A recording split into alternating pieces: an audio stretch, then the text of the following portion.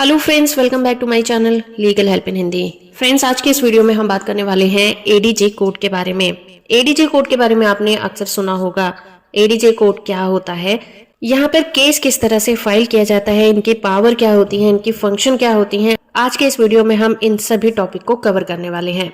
तो इंडिया में ADJ court additional district जज की कोर्ट होती है, जो कि एक जुडिशियल ऑफिसर होता है जो डिस्ट्रिक्ट कोर्ट और सेशन कोर्ट की अध्यक्षता करता है।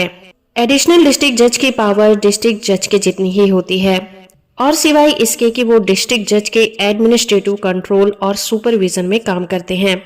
एडिशनल डिस्ट्रिक्ट जज सिविल और क्रिमिनल केसेस, अपील और रिवीजन, इसके अलावा डिस्ट्रिक्ट जज और हाई कोर्ट के द्वारा सौंपे गए दूसरे मामलों की सुनवाई और उन पर जजमेंट पास करते हैं।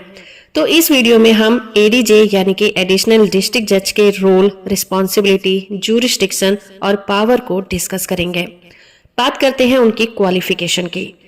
एक एडीजे बनने के लिए एक व्यक्ति के पास लॉ की डिग्री होनी चाहिए। इसके अलावा एडवोकेट या जुडिशियल ऑफिसर के रूप में उन्होंने काम किया हो। एडीजे बनने के लिए स्टेट पब्लिक सर्विस कमीशन यानी कि पीएससी एग्जाम या फिर हायर जुडिशियल सर्विस यानी कि एचजेएस का एग्जाम, जो कि हाई कोर्ट द्वारा कंडक्ट किया जाता है, उसको पास करना जरूरी होता है। एग्जाम्स, एलिजिबिलिटी क्राइटेरिया, सिलेबस और पैटर्न अलग अलग स्टेट में अलग अलग हो सकते हैं। आइए समझते हैं कि एडीजे कोर्ट में अगर आपको कोई केस फाइल करना है तो आपको कौन से स्टेप फॉलो करने होंगे।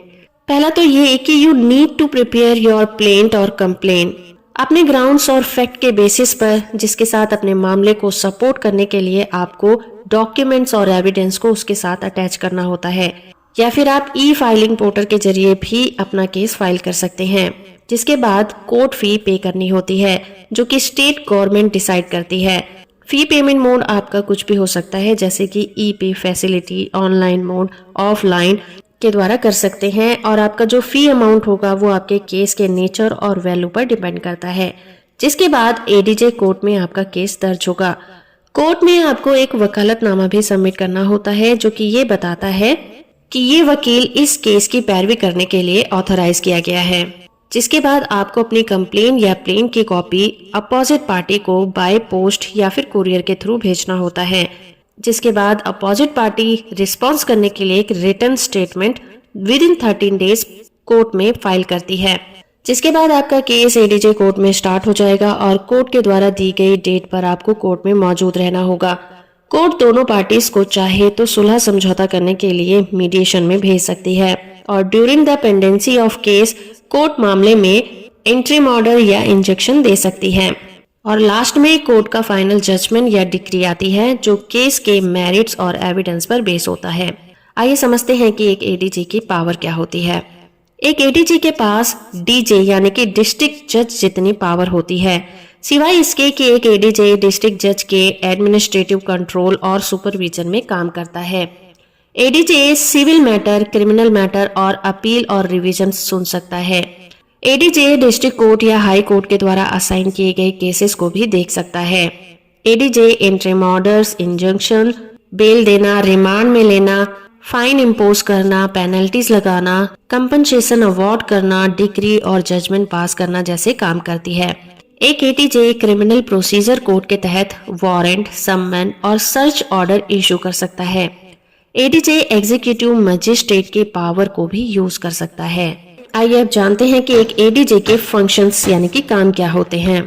एक एडीजे अपनी ड्यूटीज को परफॉर्म करते हुए कई तरह के काम करता है, जैसे कि कोर्ट प्रेमिसेस में लॉ एंड ऑर्डर मेंटेन करना, जैसे कि कोर्ट स्टाफ, लॉयर, विटनेस की सिक्योरिटी का ख्याल रखना, किसी भी केस में फेयर और इम्पार्शियल ट्रायल को कंडक्ट करना according to law and procedure, दोनों पार्टीज के द्वारा पेश किए गए फैक्ट्स और एविडेंस को एग्जामिन और इवैल्यूएट करना, टाइमली जजमेंट या फिर डिक्री पास करना, मामलों की पेंडेंसी से बचने के लिए तेजी से फैसले करना, डिस्ट्रिक्ट जज या हाई कोर्ट को उनके कोर्ट या मैटर्स के लिए रिपोर्ट भी करना, अपने कोर्ट में दायर किए गए सभी मामले, डिस्पोज ऑफ मैटर और पेंडेंसी मैटर के रिकॉर्ड और रजिस्टर को मेंटेन करना।